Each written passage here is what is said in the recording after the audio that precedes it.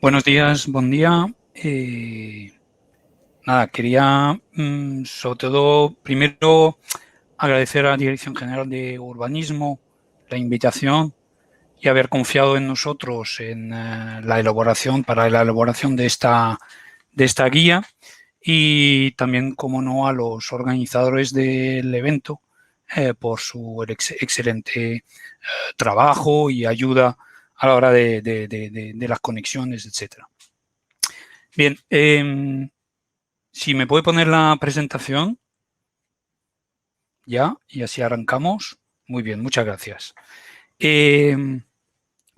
Bueno, aunque creo que el problema es de sobra conocido, perdón, voy a intentar un poco fijar de manera rápida unas pocas ideas sobre la dimensión del problema y sus efectos, para un poco situar el problema que nos ocupa en el día de hoy. En primer lugar, insistir en que en lo que nos ha comentado el conseller en la introducción, en que realmente este es un problema que resulta de un proceso histórico que ha venido transformando suelo rural en un diseminado de casas que, bueno, es fruto de, eh, no es fruto, perdón, de los últimos años, sino más bien de un proceso que lleva ya casi 5 décadas en marcha, ¿no? Gran parte de las viviendas que aparecen como en este ejemplo de vía marchante son viviendas que se construyeron entre el año 1970 y el año 2000, ¿vale?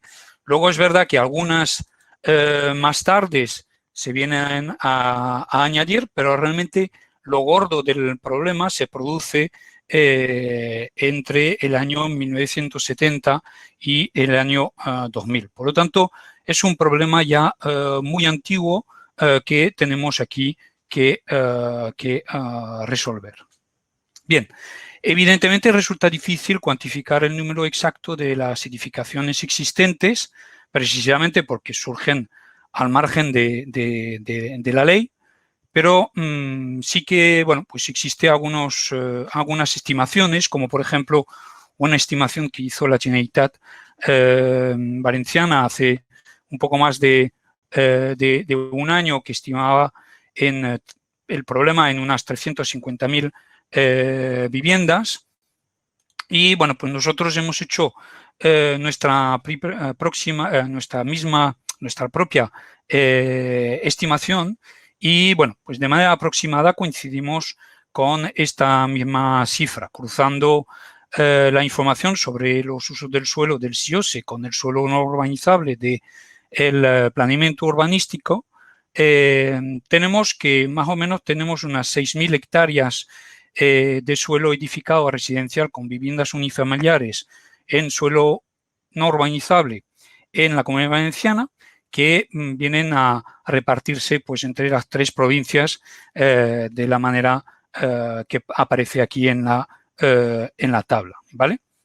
Lo que básicamente equivaldría a, según nosotros, unas 307.000 viviendas, lo cual, insisto, pues es muy parecido a la cifra que encontramos de referencia de la Generalitat Valenciana, ¿vale? ¿Dónde se localizan los mayores problemas de este tipo de suelo? Bueno, supongo que todo el mundo tenía un poco esta imagen clara, pero bueno, básicamente se localiza el problema en la provincia de Valencia y en las 2 áreas metropolitanas de tanto Valencia como la área metropolitana de Castellón, ¿vale? Bueno, y pues hablando un poco de los municipios que más viviendas tienen en esta situación y que concentran, diría, más de 100 hectáreas de suelo, de superficie de suelo residencial susceptible de minimización de impacto, pues podríamos hablar, pues, en primer lugar de Elche, de Alicante, de Creviente, de Honda, de Alcira y de Liria, por citar los 6 con más superficie, ¿vale?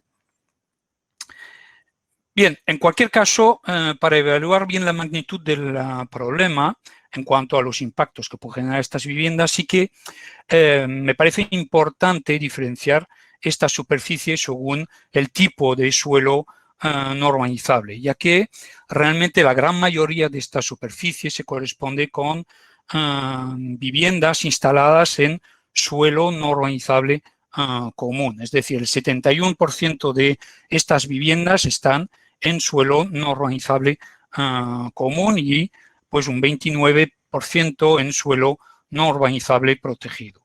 Incluso, pues si por ejemplo nos vamos a lo que es el suelo no urbanizable protegido conforme a la legislación ambiental, espacios naturales, PATS, etcétera, pues esta cifra se reduce en un 1,33%.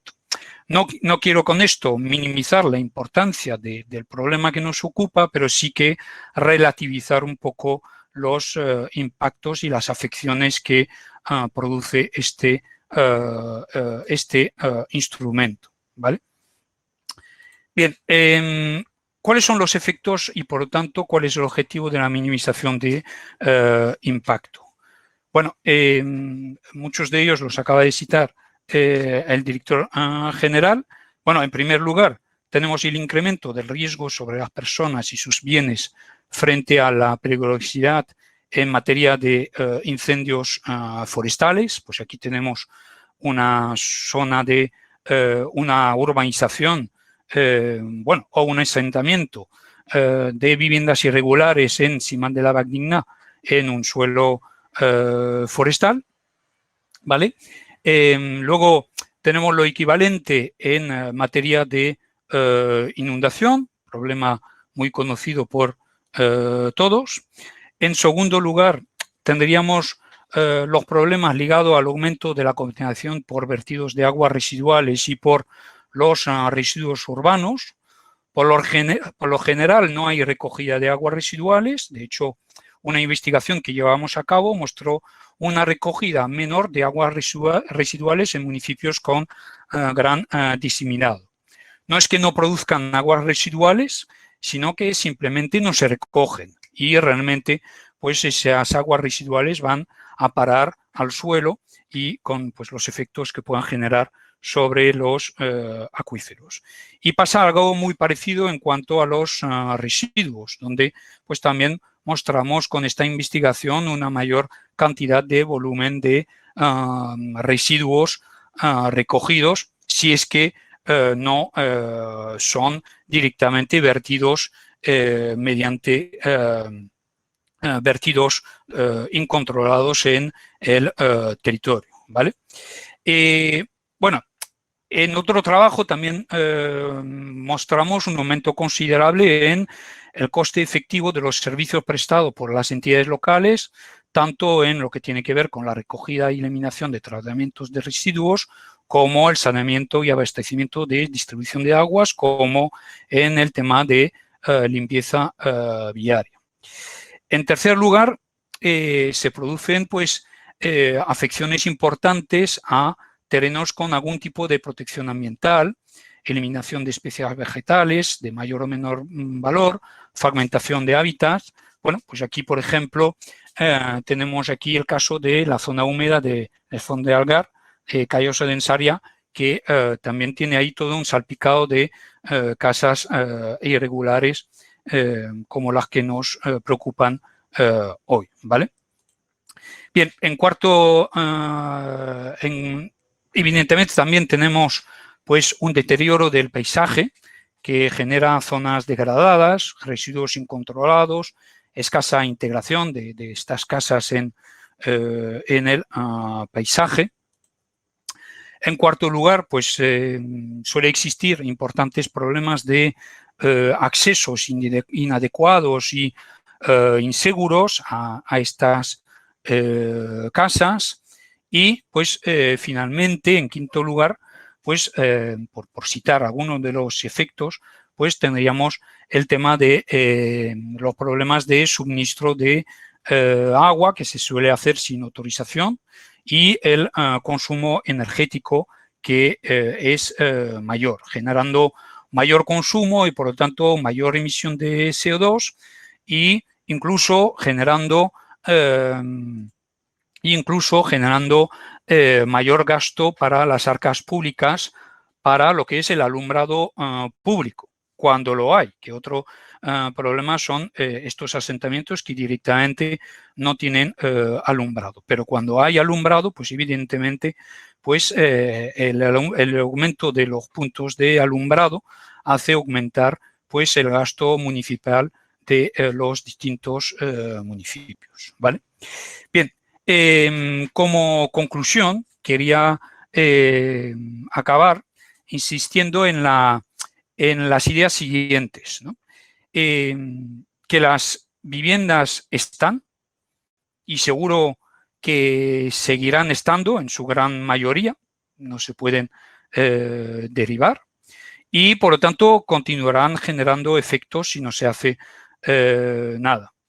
Esto es un problema sin resolver desde hace décadas, a pesar de muchos intentos, como se ha trasladado ya, y por lo tanto pienso que este es un instrumento